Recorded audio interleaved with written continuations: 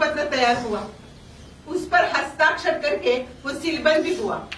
हमारे पश्चात हमारा पुत्र यशवंत यही एकमेव हमारा वारिसदार है। हम उसकी पढ़ाई कर रहे हैं क्योंकि आगे जाकर वो शूद्र अतिशूद्रों के लिए काम करे।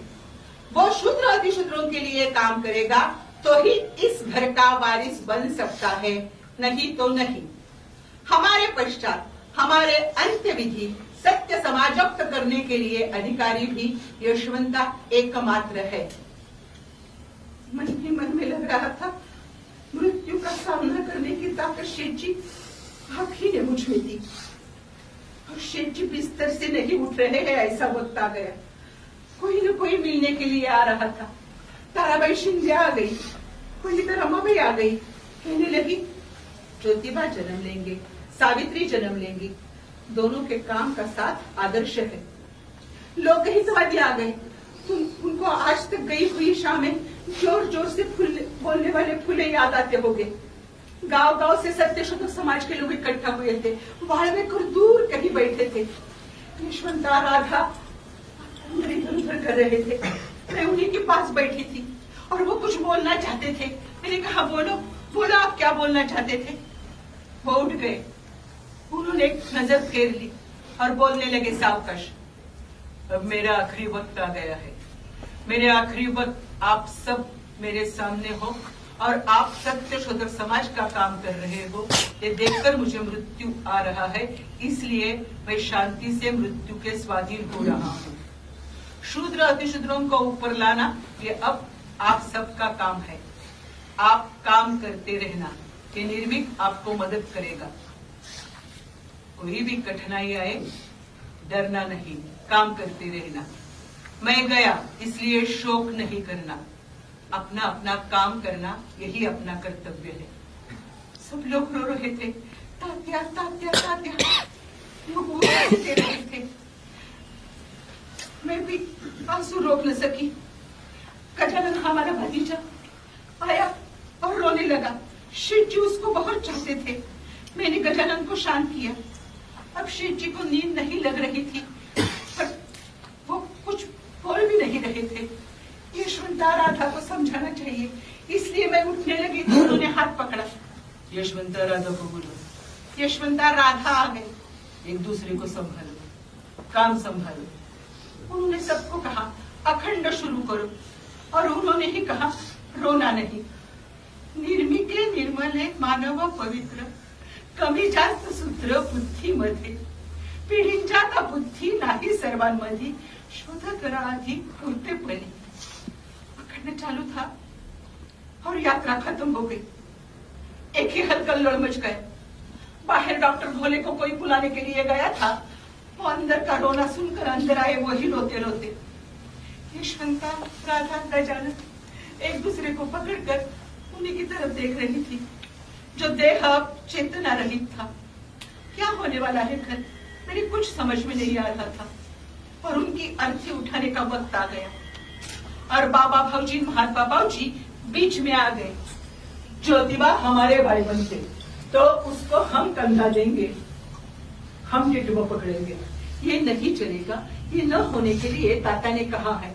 डॉक्टर घोले समझा रहे थे, देखो टिटुआ हम पकड़ेंगे, अग्नि भी हम ही देंगे। यशवंता हमारा अपना खून नहीं है, इसलिए वो अग्नि नहीं दे सकता। भाऊजी भी बातें कर रहे थे। बाहर कोई पुलिस को बुलाने के लिए गया था और मुझे अंदर से मन ही मन में फूट रहा था। ठीक है, हम नहीं तो नहीं, गजानन को देने दो अग्नि। भाऊजी की बातें चल रही थी। गजानन इतना छोटा सा, उस पर क्या बीतेगी उसका कोई विचार। मैंने सही से उनके पांव छुए और कहा मुझे शक्ति दो। हमारे बिरादरी के इंसान को हम किसी को भी हाथ नहीं लगाने देंगे। बस हो जाओ, मैं हूं अभी तक जिंदा। इतना ही कहकर मैं आगे आ गई, उनके पांव छुए और आगे आकर टिटुआ पकड़ लिया। चलो। उनको आखिरी बार छोड़ने के लिए मैं जा रही थी।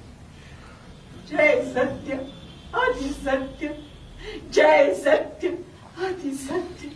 आगे जा रहे थे तो मन ही मन में मैं उन्हीं के साथ बातें कर रही थी। जी आप जा रहे हो, आपको आखिरी बात जोड़ने का सौभाग्य मुझे मिला, क्योंकि मैं आपके साथ जी हूँ। ये न कांपने वाले हाथ शेठ जी आप ही की वजह से मजबूत हुए हैं। इन हाथों को अब संभलना ही चाहिए शेठ जी, संभलना ही चाहिए। शेठ जी, शेठ जी, शेठ जी, आज भी दरवाजे के पीछे से नजर आए हुए स्वांगी लग रहे हो, पर इन हारों का, इन फूलों का अर्थ बदल गया शेठ जी। अब मेरे शेठ जी चाहेंगे हमेशा के लिए मुझे छोड़कर। शेठ जी, शेठ जी, शेठ जी।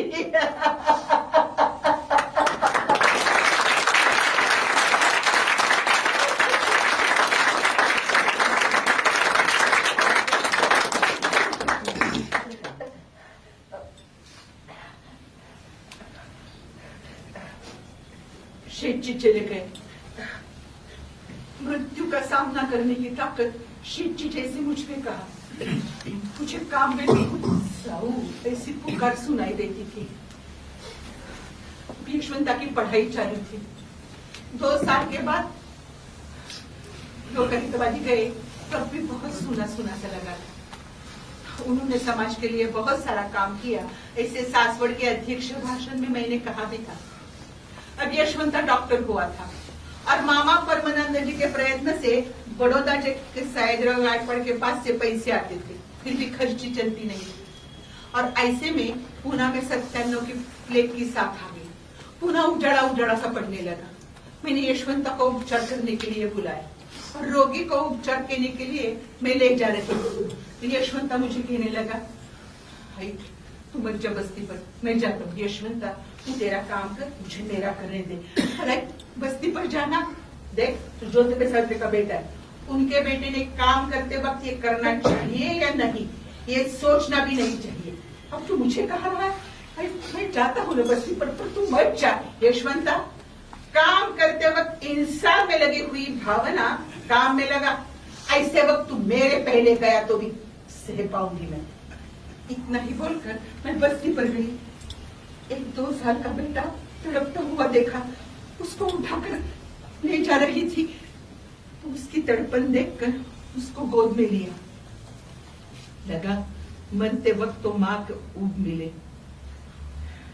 बेटा चल बसा, मुझे प्लेग हुआ, यात्रा खत्म हो गई। काम करते वक्त मृत्यु आ गया, ये बहुत अच्छा हुआ। पर ये सारी बातें मैंने आपके साथ क्यों की?